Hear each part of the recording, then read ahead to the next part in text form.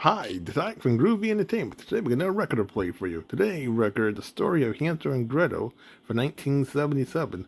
So let's get started.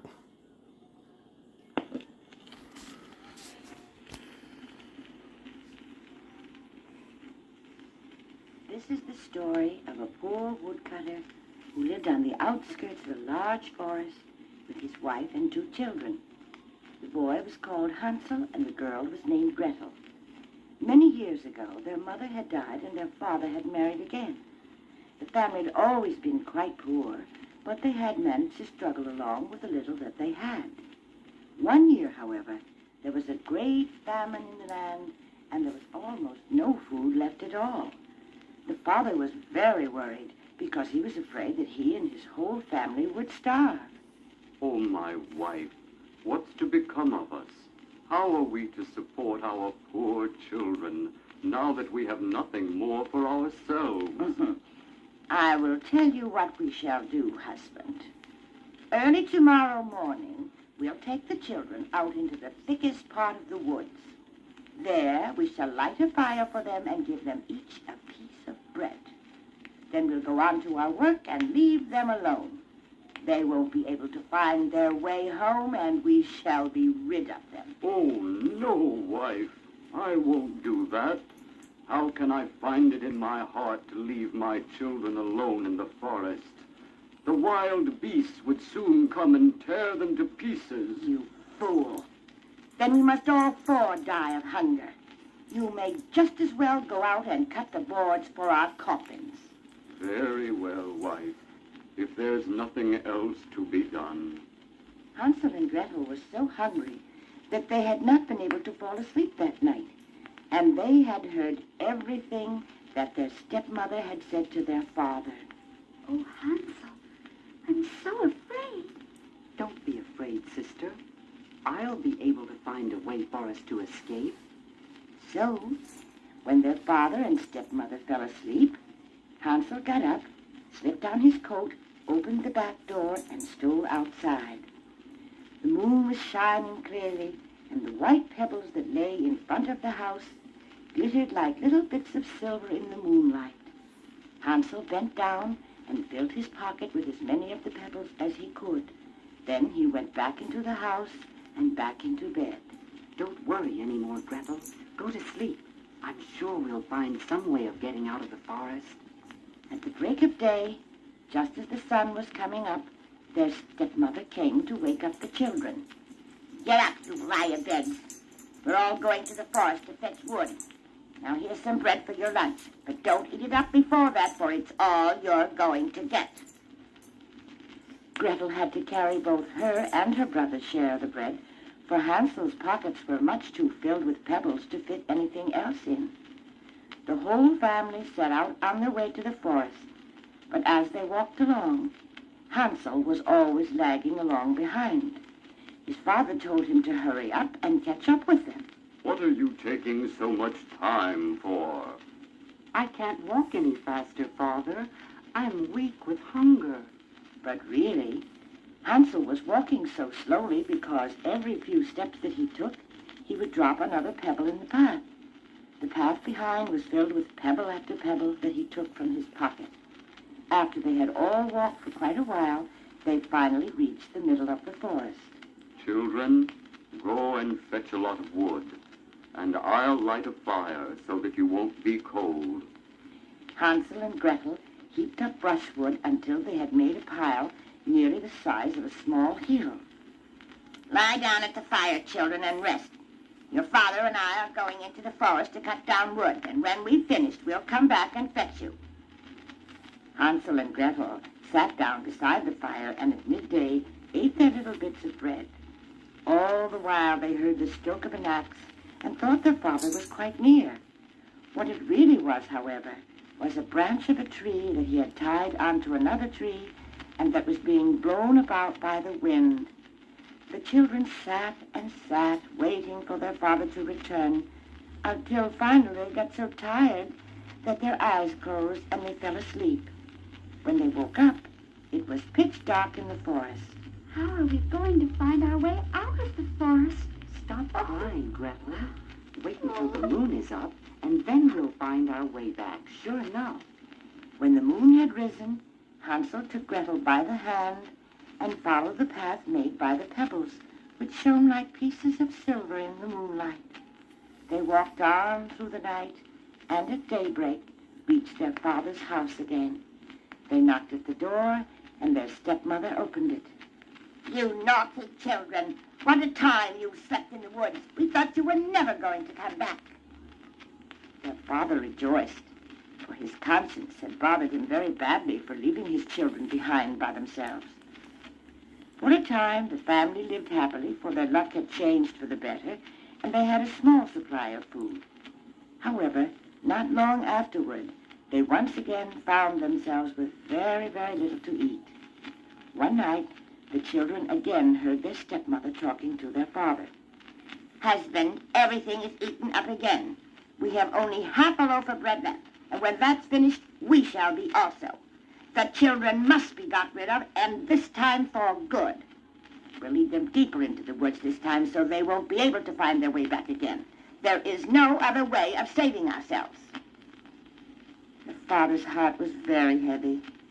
He thought it would surely be better to share the last bit of food with his children, but his wife would not listen to arguments and did nothing but scold and reproach him. Hansel and Gretel had heard everything, and Hansel got out of bed to go outside and pick up pebbles to drop along the path so that they would be able to find their way out of the forest. But their stepmother had locked the door, and Hansel couldn't get out. The children were now very frightened, for they knew they would never be able to find their way without help. At dawn, their stepmother came to wake them up. She gave them a little bit of bread, even less than she'd given them the last time. Hansel took his portion and crumbled it up into little pieces, and as they walked along in the forest, every few minutes he would stop and drop a crumb on the ground. Hansel, why are you stopping? You are walking much slower than everybody else. I'm so hungry, Father. I can't walk any faster. As they walked along, Hansel threw all his crumbs of bread onto the path. The children were led deeper and deeper into the forest, farther than they had ever been in their lives. Finally, they stopped and lit a fire. "Sit down by the fire, children, and if you're tired, you can sleep a bit.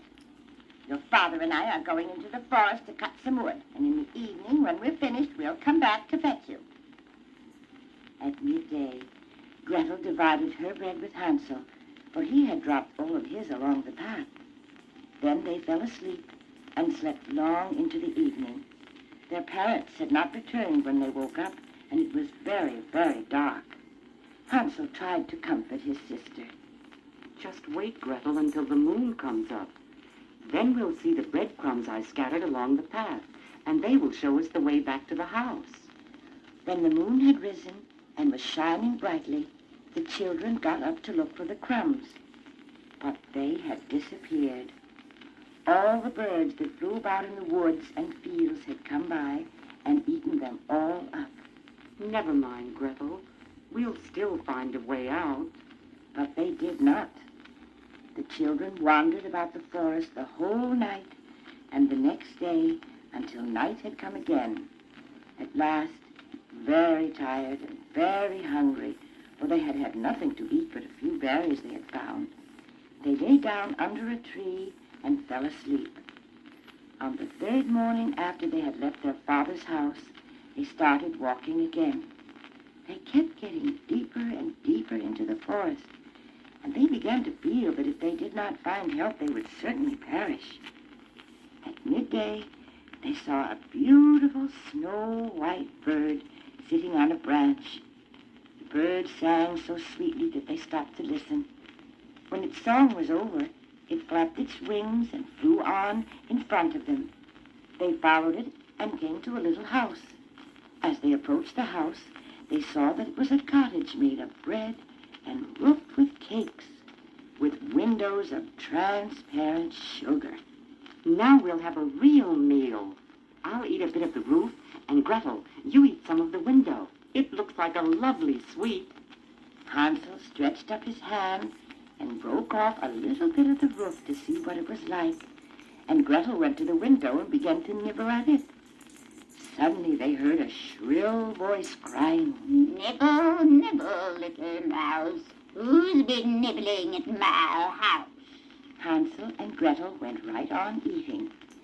Suddenly, the door of the cottage opened, and an ancient dame, leaning on a cane, hobbled out. Hansel and Gretel were so terrified that they dropped what they were eating, and the old woman shook her head and laughed. Ah, dear little children, who led you here? Come in and stay with me, and no harm shall befall you. She then took them both by the hand and led them into the house. She fed them a delicious dinner, milk and sugared pancakes with apples and nuts. After they finished eating, 2 little white beds were prepared for them, and when Hansel and Gretel lay down on them, they fell immediately to sleep. Now the old woman had seemed very friendly, but she was really an old witch who had built a candy house just to draw the attention of the children. She planned to cook and eat Hansel and Gretel as soon as she possibly could, for to a nasty old witch, little children are a very appealing dish. The witch stood over the sleeping children and laughed evilly. I've got them now. They shan't escape me. Oh, what a dainty bite they'll be. Early the next morning, she seized Hansel in her bony hands and carried him into a little stable and locked the door. She then went back to Gretel and shook her awake. Get up, you lazy bones. Fetch some water and then cook something for your brother. When he's fat enough, I'll eat him up. Gretel cried bitterly and pleaded with the witch, but it was no use. She had to do what the witch said. The best food was cooked for Hansel, but Gretel got nothing but leftover bones. And every morning the witch would hobble out to the stable and take a look at Hansel. Hansel, put out your finger. I want to see if you are getting fat. Always, Hansel would put out a bone instead of his finger, but the old witch's eyes were weak and she could not tell the difference, though she did wonder why Hansel got no fatter with all the food he was eating. When 4 weeks had passed and Hansel still remained thin, she lost patience and determined to wait no longer. Gretel, Gretel, be quick and get some water. Hansel may be fat or thin. I'm going to kill him tomorrow and cook him. Oh, if only the wild beasts in the wood had destroyed us, at least we would have been together. Hold your tongue, girl. Nothing will help you now. So Gretel had to go and hang the kettle full of water over the fire. First, we'll bake. I've heated the oven already and kneaded the dough. The witch pushed Gretel toward the oven, which was by now very hot. Creep in, Gretel, and see if it's properly heated so that we can bake the bread. The mean old witch meant to close the oven when Gretel had crawled in and let her bake, so that she might eat her up too. But Gretel was too smart for the old crone. I don't know how to do it. How do I get in? You silly goose! The opening is big enough. You see, I could get in myself. The old witch poked her head into the oven, and suddenly Gretel gave her a shove that sent her right in. She shut the iron door and drew the bolt. And how the witch yelled. Ah! Gretel ran outside, and the old witch was left to perish miserably. Gretel ran straight to the stable and freed Hansel. Hansel, we're free. The old witch is dead. Hansel and Gretel embraced each other joyfully, and then, having nothing more to fear from the witch, they went into the house where they found every room filled with boxes of pearl and precious stones. Hansel filled his pockets and Gretel filled her apron, and they hurried away from the witch's house. They wandered for a while in the forest and came to a big lake. We can't cross the lake. There's no bridge and no boat. But look, Hansel, there's a white duck swimming on the lake.